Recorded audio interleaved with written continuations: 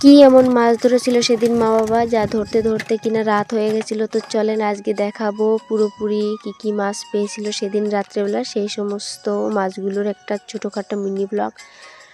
সকালবেলা উঠে দেখি বাবা সব মাছগুলোকে বের করে নিচ্ছে, কারণ এগুলোকে নিয়ে যাবে বাজারে। আর এই যে শোল আর তেলাপিয়া বেশ ভালো একটা সাইজের আছে, দেখতেই পাচ্ছেন। দেখে মনে হচ্ছে ছোট, কিন্তু বেশ ভালোই একটা সাইজের। আর ওই দিকে ছিল এই যে বাগদা চিংড়ি, এগুলো ধরা হয়েছিল কালকে রাত্রে, তার জন্যই মরে গেছে। আর সেগুলোকেই এখন নিয়ে যাবে, বেশ ভালো সাইজের আছে। আর জল শুকানোর পরে এই কয়েকটি চিংড়ি মাছ পেয়েছি সব মিলিয়ে। আর এই যে এই ব্যাগটার ভিতরে ছিল একটা কাঁকড়া 650 গ্রাম ওজনের। যাই হোক, এটাকেও এখন নিয়ে যাবে বাজারে, তাই এই যে বালতির ভিতর করে নিয়ে এখন যাব ওই দিকে। আর এসে দেখি বাবা চিংড়ি মাছগুলো ঢেলে নিচ্ছে, বেশ ভালো একটা সাইজের ছিল, কিন্তু ভাইরাস থাকার কারণে সব মরে গেছে। আর এই অল্প কিছু মাছ পেয়েছি জল শুকিয়ে। যাই হোক, যা ছিল সবই বিক্রি করে দিয়েছি, কোনো মাছই রাখা হয়নি, কারণ ভাইরাসের জনিত কারণে বেশ ক্ষতি হয়ে গেছে।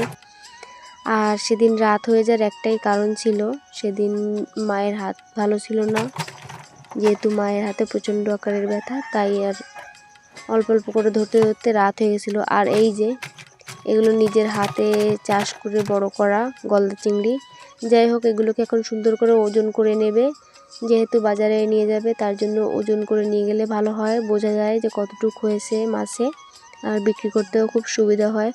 যাই হোক, এই হচ্ছে মাছ। আর ওই দিকে কিছু মাছ রয়েছে যেগুলো এখনও তোলা হয়নি, তো ওইদিকে যাব, এগুলোকে সুন্দর করে ওজন করে নিই তারপরে। আর এদিকে সকাল সকাল বাবা গরুগুলোকে খড় কুটো দিয়েছে, কিন্তু যা তা অবস্থা গরুগুলোর, এখনও ঠিকঠাক করে কুয়াশা যায়নি।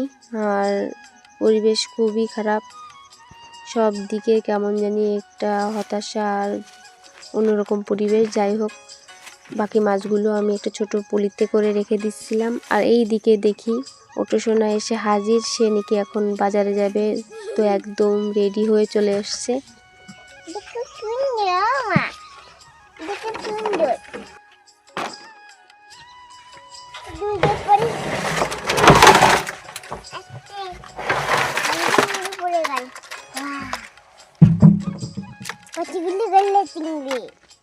বড় বড় সাইজ, মাইপে দেখো কত ওজন আছে, কতটুক ওজন।